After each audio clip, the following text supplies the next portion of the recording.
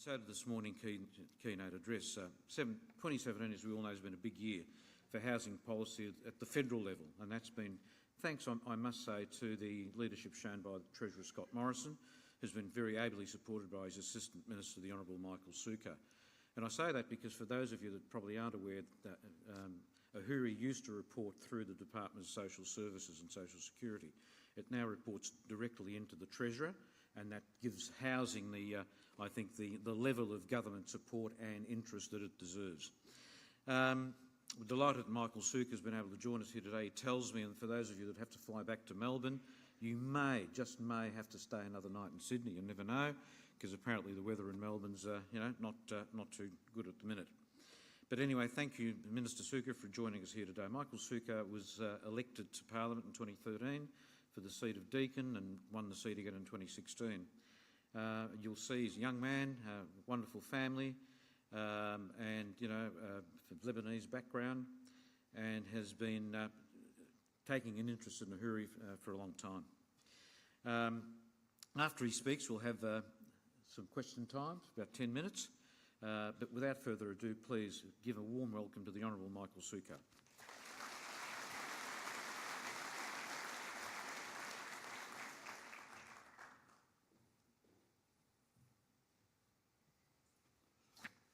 Well, good morning, everyone. And Tony, thanks for the introduction, and can I thank you in particular for the great work you've done with Ahuri as chairman over many years. And as Tony has said, that the Treasurer and I have basically, over the course of the year, I think elevated housing to a relatively exalted status as far as the federal government goes. And that's been made a lot easier thanks to the work of Ahuri and thanks to the leadership of Tony Domenico. Can I also take the opportunity, although I haven't seen them, but in case they do arrive or have arrived, acknowledge the Honourable Prue Goward, Minister for Social Services, and my good friend from the Federal Parliament, the Honourable Linda Burney. It's hopefully wonderful that they're here.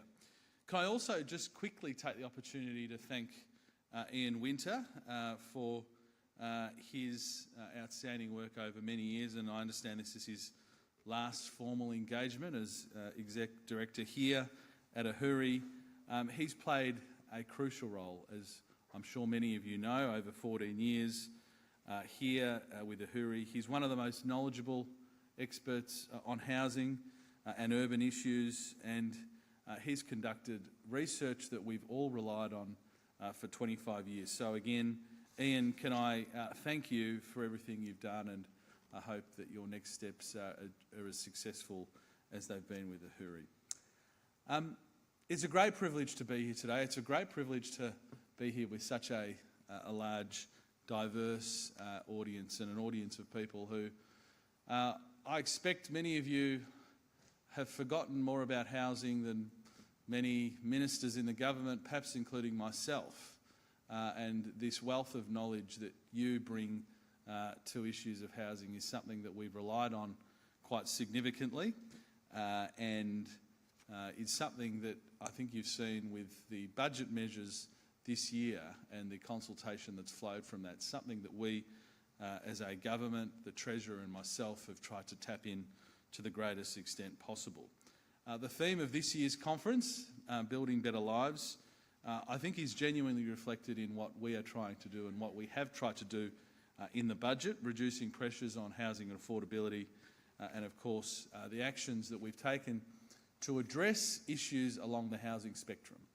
I often say to people that in a political sense, the issues or the political issues around housing are often focused at that first home buyer private market end of the spectrum. But we all know that as you have issues in the housing market, they cascade up and down, all the way from homelessness to those in social and public housing, to those in assisted rental, to those in the private rental market, and then those trying to get into housing. So this idea that the politics which focuses just on one part of that spectrum, I think is something we're trying to change. Now, I just want to quickly touch on where we see the private market at the moment, before I get into some updates on government measures announced in the budget. Clearly there's been a cooling in the market in recent months, following very strong growth evidently over the past few years. Nationally, annual house price growth has dropped from about 11.5% down to 7%, and the cooling has been most pronounced here in Sydney, where prices appear to have plateaued somewhat, or certainly not growing at the same rate. Price growth has also moderated in Melbourne, although to a lesser extent, and I suspect that much of that is driven by significant population growth, both international growth and also intrastate growth. The softening we've seen in prices is consistent with lower auction clearance rates, which are down from around the 80% mark to 65% in October, and total housing finance commitments have remained broadly flat through the year to September, with the value of loans to investors declining 6% and loans to owner-occupiers increasing by about 4%. And some of that will have to do with the macro-prudential measures taken by the Treasurer and myself earlier this year. Building approvals for new houses and apartments now appear to be tracking sideways after recording large falls over the second half of 2016. So there remains nonetheless a solid pipeline of building work which will support housing construction in the near term, but activity is expected to soften moderately over the next few years. Given that picture and that background, I want to update you on some key government measures. As you would, I hope, be aware, we announced a comprehensive housing affordability plan in this year's budget. I think the most significant foray into housing by a federal government in its breadth that we've seen for many years, if ever. There's been some good progress to date, although in the last few weeks activity in the Senate has slowed somewhat, which is no surprise to you. Legislation has passed the lower house for super and tax measures, which I will speak about, and then the National Housing and Homelessness Agreement, which I expect has been a source of some conversation here. And consultation has been undertaken publicly, and I want to thank all of you who have been involved, and with the states, on the National Housing Finance and Investment Corporation and the NHHA. The government, as you know, announced on budget night the establishment of NAFIC, the Finance and Investment Corporation, which is a new corporate entity dedicated to improving housing affordability.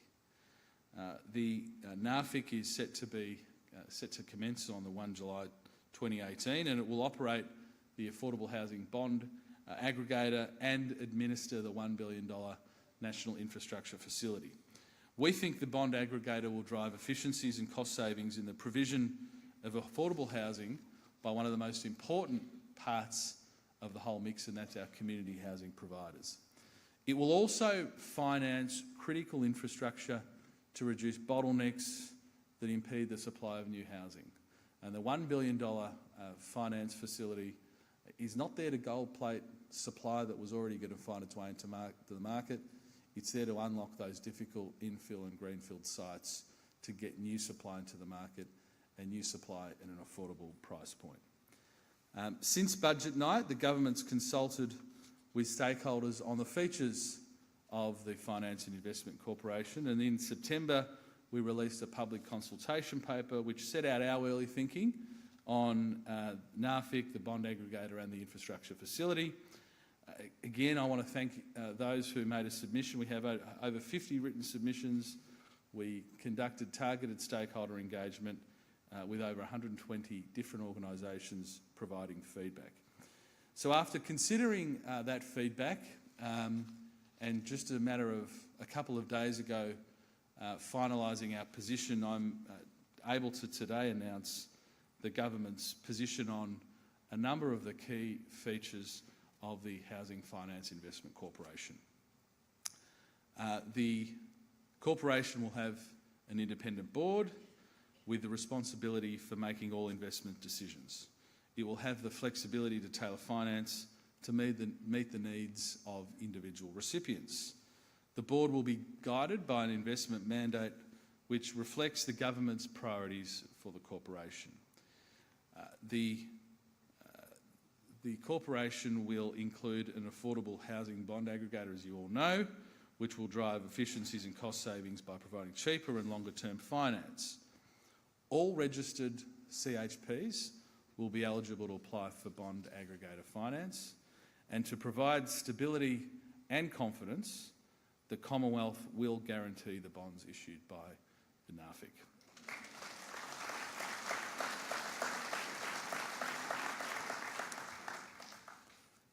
On the infrastructure facility, I can announce that eligibility for finance has been expanded beyond local governments. So we have listened to your feedback to entities that include state, territory and local government-owned corporations, utility providers and registered CHPs. This reflects the strong interest from stakeholders for the infrastructure facility to support the expansion of multi-tenure or mixed affordable and private housing and key worker projects. The infrastructure facility will also be an ongoing fund now, a decision literally taken days ago. It will no longer terminate after 5 years, and it will be free to reinvest its income to continue addressing infrastructure choke points on an ongoing basis.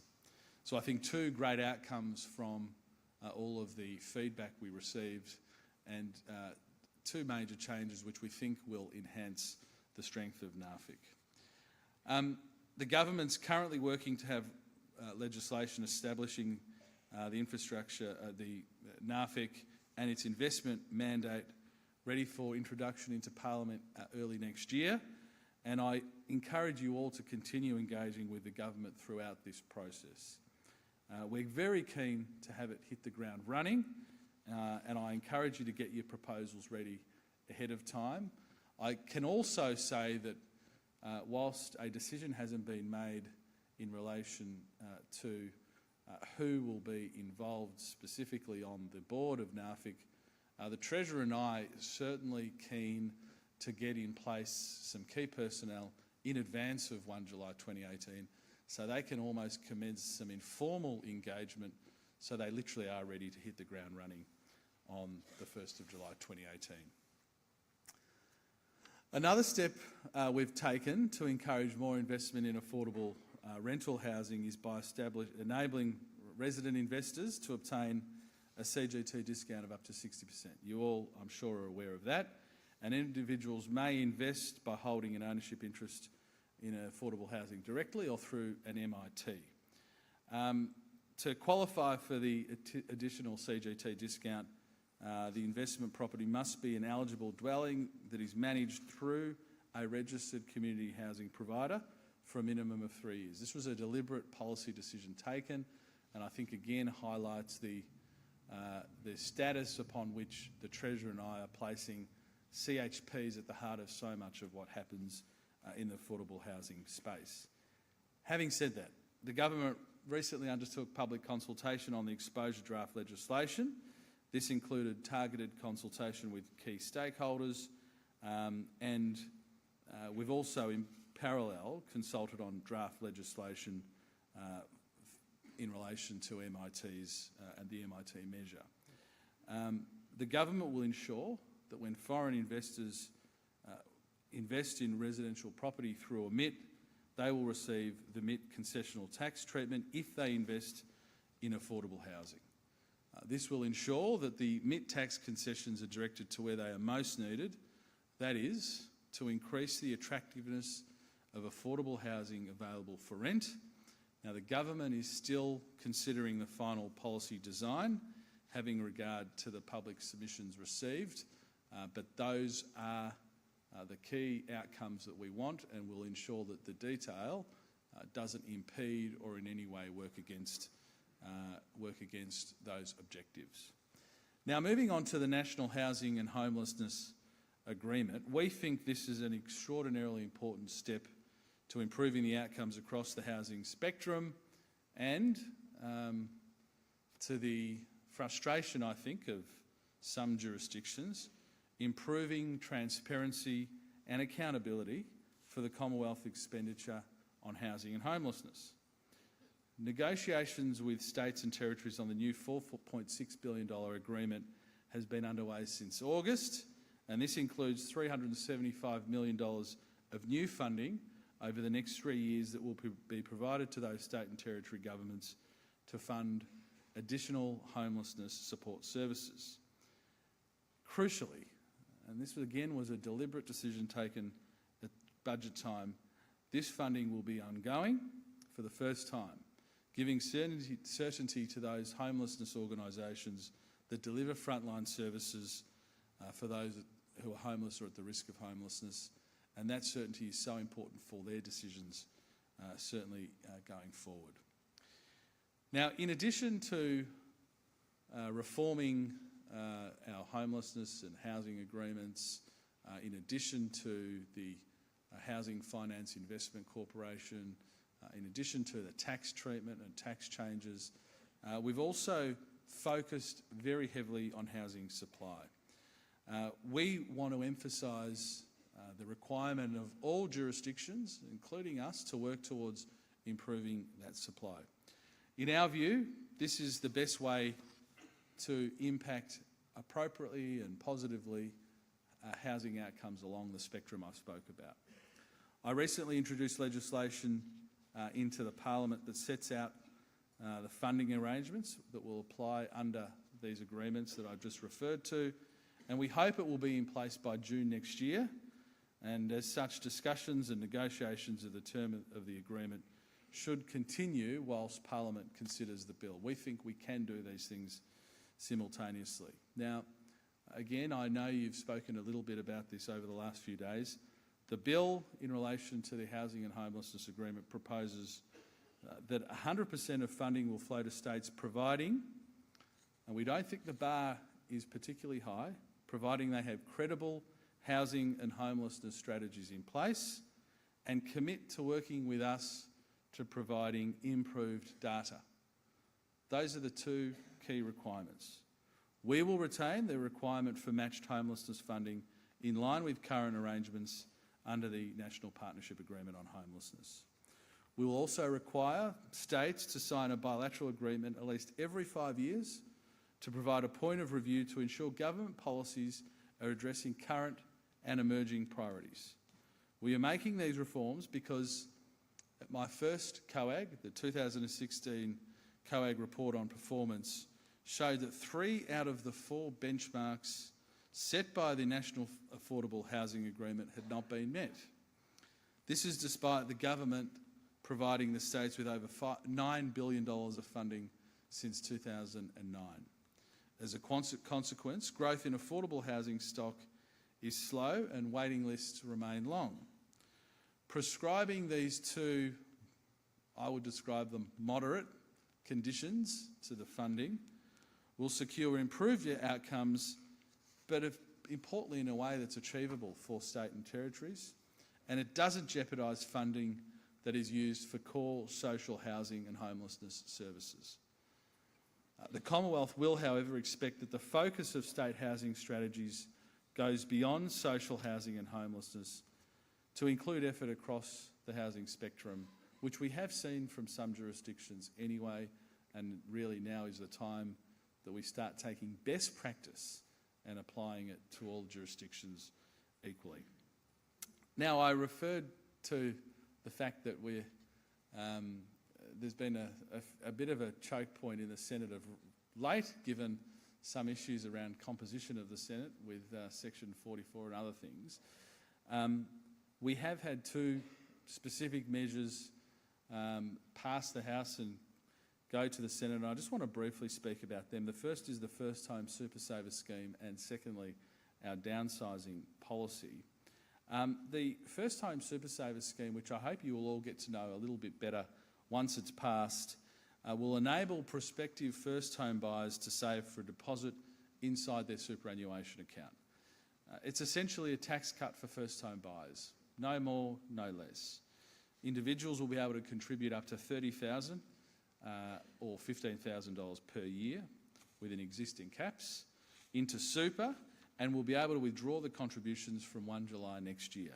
These contributions, along with deemed earnings inside super, can be withdrawn for a deposit with withdrawals taxed at a marginal rate, their marginal rate less 30%. So again, a pre-tax contribution into super that builds up your deposit much more quickly by essentially allowing the first home buyer to save 30% of tax and put that towards their home. For most people, the First Home Super Saver scheme we model will enable them to boost the savings that they can put towards a deposit by 30% compared to saving it through a standard savings account. This, we hope, will give prospective first home buyers a significant leg up at a time when we all know saving for a deposit, particularly in Sydney and Melbourne, is getting harder and taking longer. Here in Sydney, the average time to save for a deposit has moved from 5 to 8 years over a relatively short period of time. In Melbourne, it's gone from 4 to 6 years over a relatively short period of time. So the difficulty for first home buyers has been ensuring that their savings rate can keep up with the rate of house price growth. Clearly that hasn't happened. We hope that the First Home Super Saver scheme, through a tax cut, will achieve the measures of allowing prospective first home buyers to turbocharge their savings rate, but doing it in a way that doesn't just pump more liquidity into the market, because we know if you do that often, all it does is end up in the pockets of vendors. We've also passed the lower house, and it's waiting in the Senate now to be debated, and we are confident will be passed, reducing some barriers to downsizing. Here in Sydney, you've literally got thousands of properties where which have 4 bedrooms or more, but there's only one resident in them. Now, there's a whole host of reasons for that. Some of them are not financial, but often they are, and we think one way of reducing the barriers to older Australians from downsizing is to allow them to contribute proceeds from the sale of their family home into their superannuation. This concession, we hope, will ensure that they can have the proceeds of any downsize sitting in a tax-preferred superannuation environment. So from 1 July next year, people aged over 65 will be able to make an additional non-concessional contribution of up to $300,000 into super when they sell their home for which they've held as their principal place of residence for at least 10 years. So that's $300,000 per person, or for couples would be $600,000 that they can contribute into super. It is expected, as I said, that the First Home Super Saver scheme and the downsizing measure will pass the Senate next week. We hope, fingers crossed, barring disaster. And they're just 2 measures that, again, are not going to, of themselves, radically alter the market, but are 2 of the 20 or so measures announced in the budget night that we are progressing and getting done. We've also tightened the rules that apply to foreign investors, and we want to ensure fairness in the market and ensure that it's functioning properly. So a 50% cap on foreign ownership in new developments has been implemented through a condition in new dwelling exemption certificates that were applied for after budget night, and an annual vacancy charge will be imposed on foreign owners of residential real estate where property is not occupied or genuinely available on the rental market for at least 6 months in the year. We think the vacancy charge further strengthens the foreign investment regime to increase the number of houses available for Australians to live in, and the charge provides a financial incentive for foreign owners to make, obviously, their property available on the rental market. The government will also prevent foreign tax residents from claiming the main residence capital gain tax exemption when they sell property in Australia. Finally, the government has strengthened the CGT withholding regime in Australia to encourage foreign residents to comply with their CGT obligations. It was interesting to see how many foreign residents were not discharging those CGT obligations, and we've now increased the withholding rate from 10 to 12.5%, and we've increased the number of foreign residents that are caught by those rules by reducing the threshold sale amount of a property from $2 million down to $750,000, which, as you know, in a city like Sydney or Melbourne will capture the vast majority of properties. Now, we've also passed some tax integrity measures. So yes, the government is extraordinarily focused on supply into the market, ensuring that we can meet the mark for demand. But there are some measures that we have put in place to ensure that there's no improper use of tax deductions, particularly around investment properties. And these passed in the last sitting of Parliament. The legislation that was passed disallows claims for travel expense deductions and limits plant and equipment depreciation deductions to assets not previously used. Travel costs for individual investors inspecting and maintaining residential investment properties is no longer deductible. Now, we think this will improve the integrity of the tax system, and if one looks at the increase over a short period of time of the deductions claimed for those travelling to inspect and attend to properties, it was exponential growth. We also think limiting plant and equipment deductions will remove the existing opportunities for items to be depreciated by multiple owners in excess of their actual value, which was always intended by the tax legislation, and we think this would work. This will achieve that outcome in a better way. Now, finally, I just want to talk on using surplus land for housing. When I was first appointed to the role as Assistant Minister to the Treasurer, I actually requested that we have a special housing remit within Treasury, given the issues that I'd seen in the community. And when I walked in initially, I said, well, what land do we own? If supply is an issue, what land does the Commonwealth own? Sadly, the Commonwealth Department, or the Treasury Department, the Defence Department and others couldn't categorically answer that question. We knew we held a lot of stuff, but we didn't know exactly where it was, who held it, and there was no central register. And up until, quite frankly, a few months ago, our departments were still finding parcels of land that they'd sort of forgotten about, shall we say, or were sitting in large portfolios that weren't immediately identifiable. That is going to change. We will have and are putting in place a central register of Commonwealth government-owned land, making departments make a decision on whether that's surplus or not, because we need to be an exemplar as a Commonwealth government. And I criticise often state, territories, local governments for sitting on great sites that could be utilised to get more supply into the market. And how can we make those criticisms if we ourselves are sitting on properties themselves that should be utilised for housing? Again, is utilising Commonwealth surplus property going to be the whole answer? Of course not. But it's got to be part of the cocktail that we put to address housing affordability in this country. Now, on budget night, we announced the divestment of 127 hectares in Maribyrnong, Melbourne, 8 kilometres from the CBD, a former defence site, a site that we have not used for 20 years, and quite frankly, a site that government, and I think the Department of Defence has known for about that time, was likely to be surplus to requirement. So how we can have 127 hectares, somewhere that might be able to accommodate up to 6,000 dwellings, 8 kilometres from the CBD, how can we allow that to sit idle? So that was the first salvo of this government in ensuring that we utilise our land more effectively. And I can assure you there are sites all around the country, including in Western Sydney, of surplus land where we are very keen to put in place all of the measures that form part of the budget to ensure that we're getting new supply into the market and affordable supply. We want to get a good return for taxpayers.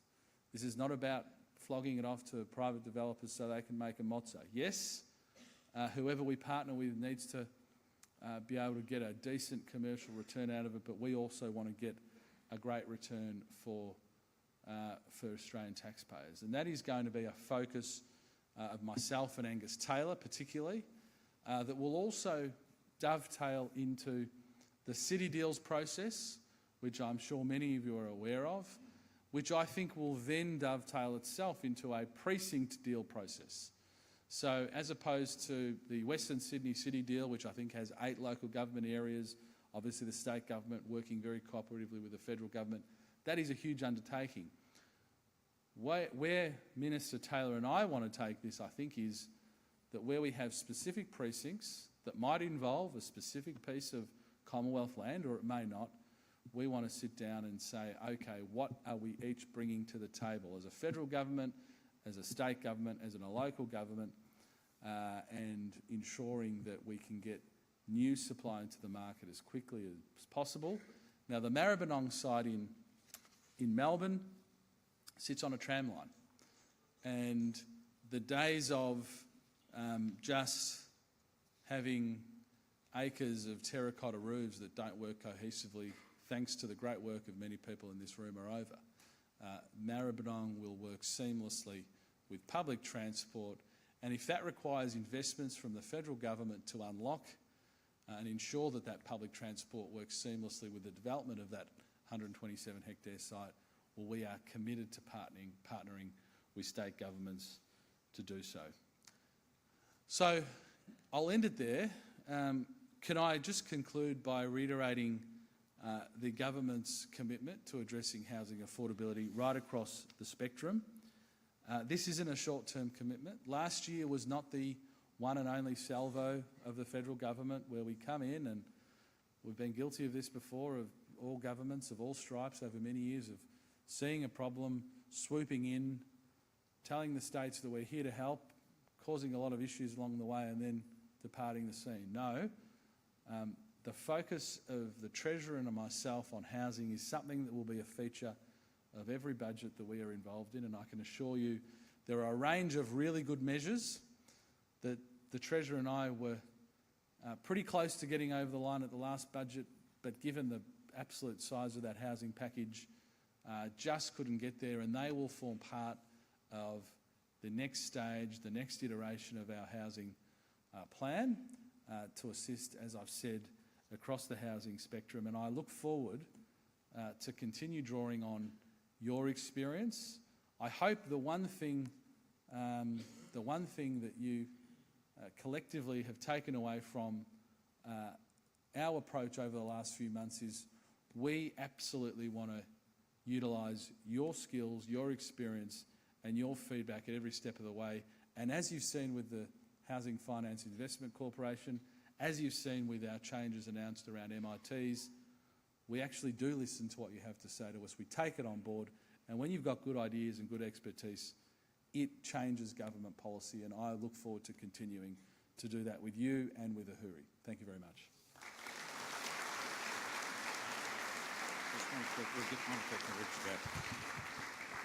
Okay, well, thank you, Minister Sukkar. And before we let him go back to Melbourne, because he really needs to get back to Melbourne, because he mightn't be able to do so if he doesn't leave very shortly. Have we got any questions from the audience? And I can't see. Can someone put the? Yeah, that's better. Any questions from the audience?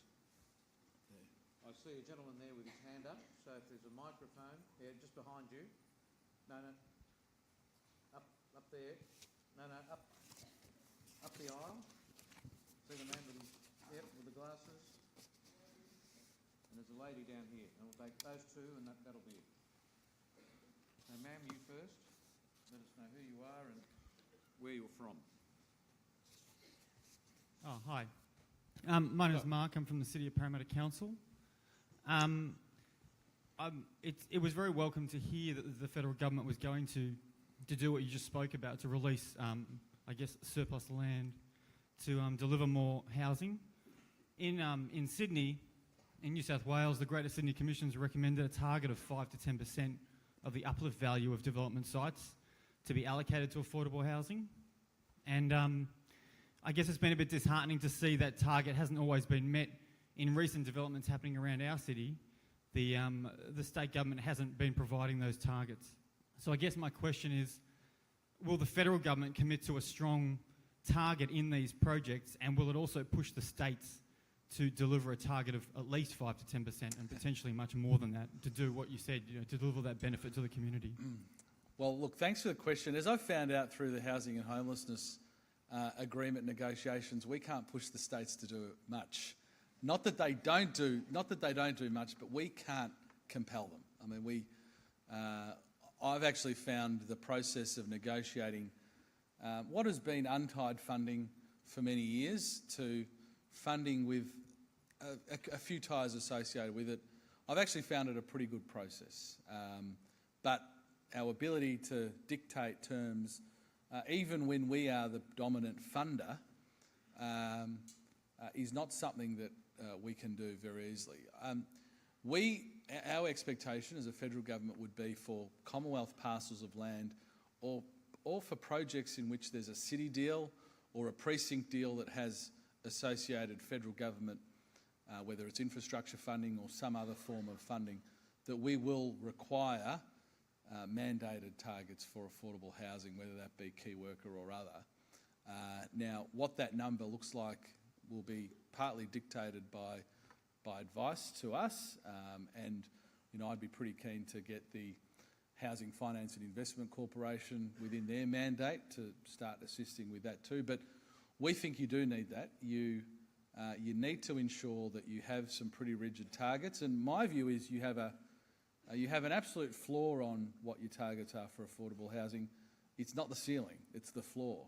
And we want to build in incentives, whether that be through additional federal funding, incentives to scale that up, to say, okay, we'll partner together on this patch of great soil in this great location, and we're bringing this funding to the table, and this is the target, this is the absolute floor, but if you can exceed that, here are some additional sweeteners. I mean, that's what we've got in our arsenal, and I think that's the best way that we can do it in a cooperative fashion.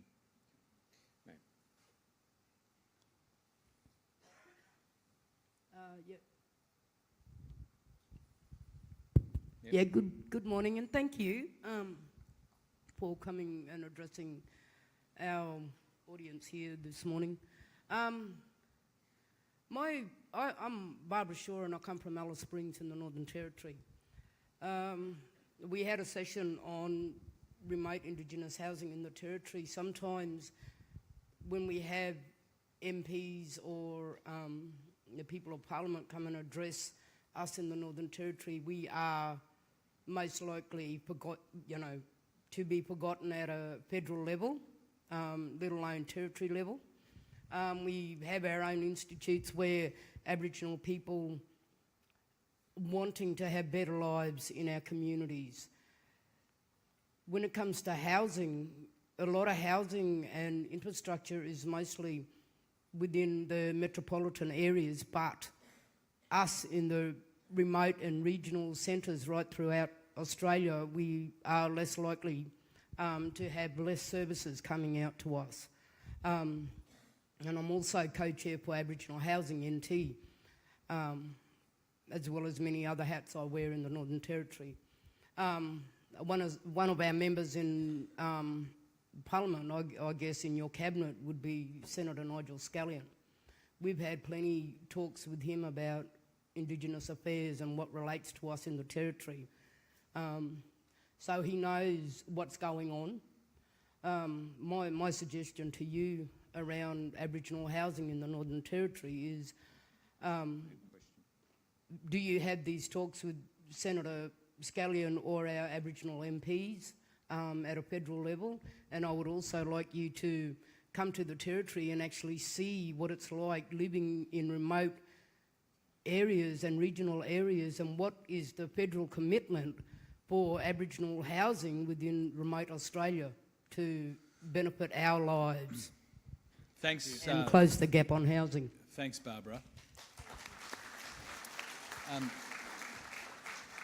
The Indigenous housing has been maintained within social services, and we made that decision quite deliberately because there was a whole host of expertise and particular program funding that we didn't think sat comfortably with some of the other things we were doing. Now, I do have very close conversations with Ministers Sasalja, Porter, Tudge and Nigel Scullion in relation to Indigenous housing. One of the things that we are hoping that the broader package of changes will assist with is really emboldening our community housing providers which cover the length and breadth of the country, and which basically we want them to, we want an ecosystem of CHPs that includes those who have specific expertise in specific areas that can, that appreciate the challenges of particular jurisdictions much better even than a state or territory government can.